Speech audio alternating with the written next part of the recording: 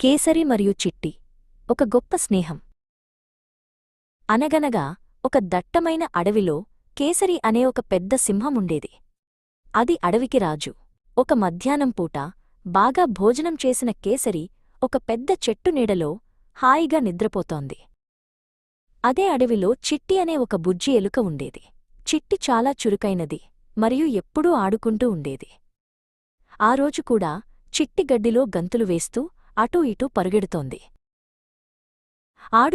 ఆడుకుంటూ చిట్టికి దారిలో ఒక పెద్ద కొండలాంటిది కనిపించింది.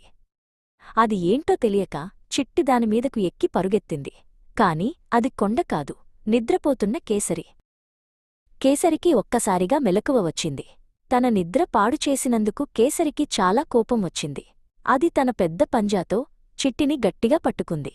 ఎంత ధైర్యం నీకు, నా నిద్ర పాడు చేస్తావా? నిన్ను ఇప్పుడే తినేస్తాను అని గర్జించింది. చిట్టి చాలా భయపడిపోయింది. అది వణుకుతూ, నన్ను క్షమించు రాజా, నేను కావాలని చేయలేదు. నన్ను చంపకు, వదిలే. నువ్వు నన్ను కాపాడితే నీకు ఎప్పుడైనా అవసరమైనప్పుడు నేను ఖచ్చితంగా సహాయం చేస్తాను అని ప్రాధేయపడింది. ఆ మాట విన్న కేసరి గట్టిగా నవ్వింది. నువ్వు ఇంత చిన్నదానివి, నాకేం సహాయం చేస్తావు? సరే, నిన్ను చూస్తే జాలివేస్తోంది, వెళ్ళు అని చిట్టిని వదిలేసింది. చిట్టి వేగంగా అక్కడి నుండి పారిపోయింది. కొన్ని రోజుల తర్వాత వేటగాళ్లు అడవికి వచ్చారు. వారు కేసరిని పట్టుకోవడానికి ఒక బలమైన వలను అమర్చారు. పాపం, అడవిలో నడుచుకుంటూ వెళుతున్న కేసరి ఆ వలలో చిక్కుకుపోయింది. కేసరి వల నుండి బయటకు రావడానికి ఎంతో ప్రయత్నించింది. కాని వల చాలా గట్టిగా ఉంది. ఇక లాభం లేదని కేసరి భయంతో పెద్దగా గర్జించడం మొదలుపెట్టింది. ఆ గర్జన అడవంతా వినిపించింది. కేసరి అరుపులు విన్న చిట్టి వెంటనే అక్కడికి పరుగున వచ్చింది. రాజా, భయపడకు, నేను నిన్ను కాపాడుతాను అని చెప్పింది.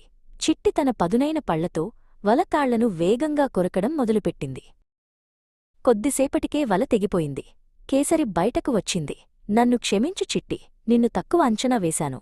ఈరోజు నువ్వు నా ప్రాణాలు కాపాడావు అని కృతజ్ఞతలు చెప్పింది. అప్పటినుండి కేసరి చిట్టి ప్రాణస్నేహితులయ్యారు. నీతి: ఎవరినీ తక్కువ అంచనా వేయకూడదు.